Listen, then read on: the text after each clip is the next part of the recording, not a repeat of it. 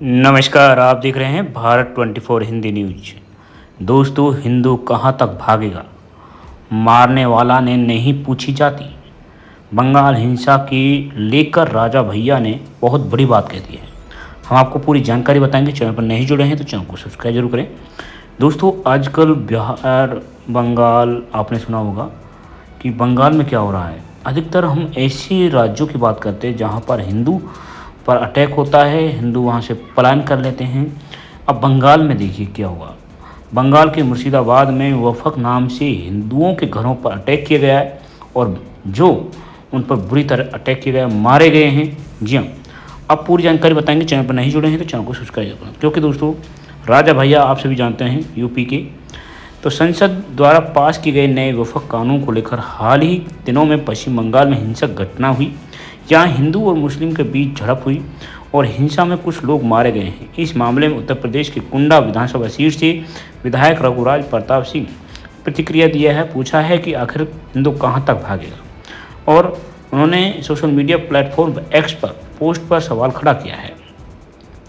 राजा भैया ने अपने पोस्ट में शुरुआत में कहे रहीम कैसे निभे कैर बैर के संग से आगे लिखते हैं कि ये सब विदित है कि बिल संसद में पास होने के बाद इस कानून बन जाता है। आज वफक के समर्थन विरोध में देश भर सारे राजनीतिक दल और विचारधाराएं दो धड़े में बट चुके हैं। पक्ष हो या विपक्ष, इतना तो सभी मानेंगे कि पश्चिम बंगाल के मुर्शिदाबाद में जिन पिता पुत्र को निर्मम हत्या की गई है, उनके घर दुकान जलाए गए हैं, लूटी गई है। इतना ही नहीं, जिन असंख्य हिंदुओं की औरत बच्चों को जान से अस्मिता बचाने के लिए अपना घर गांव छोड़कर पलायन करना पड़ा है। वफक संशोधन बिल से कोई लेना देना नहीं है। बिल पास होने में उनकी कोई भूमिका नहीं है। उनको ये भी नहीं पता होगा कि ये क्या बिल है।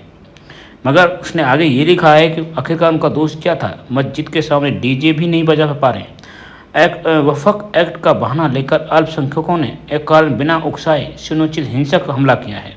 आए दिन ऐसे हमले झेलना अब हिंदुओं की नियति बन चुकी है। आखिरकार हिंदू कब तक और कहां तक भागेगा।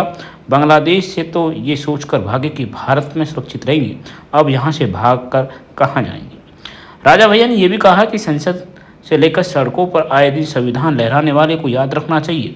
संविधान शिल्पी बाबा साहब अम्बेडकर वफक नाम का शब्द कभी था ही नहीं था, न ही उनकी परिकल्पना इसका कोई औचित्य था। हत्या, लूटपाट और बर्बरता और काफिरों के साथ हो रही थी।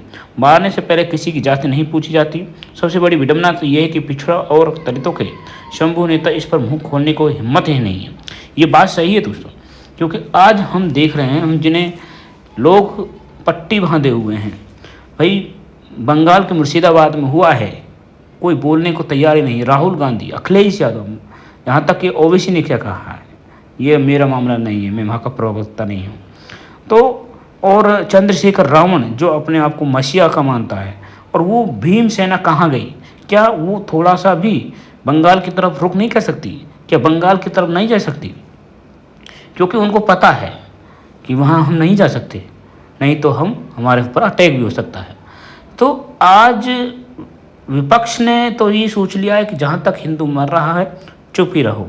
यदि और कोई उनके पक्ष का विपक्ष के कुछ और व्यक्ति होते तो अब तक थोड़ी मोटी आवाज़ उठती। जहाँ पर मणिपुर पर रोने वाले आज बंगाल के मुर्शिदाबाद पर क्यों नहीं रो रहे हैं, ये बताइए। तो दोस्तों, ये बहुत बड़ी बात है, सावधान रहिए। ठीक है, आज के लिए इतने। जय हिंद, जय भारत।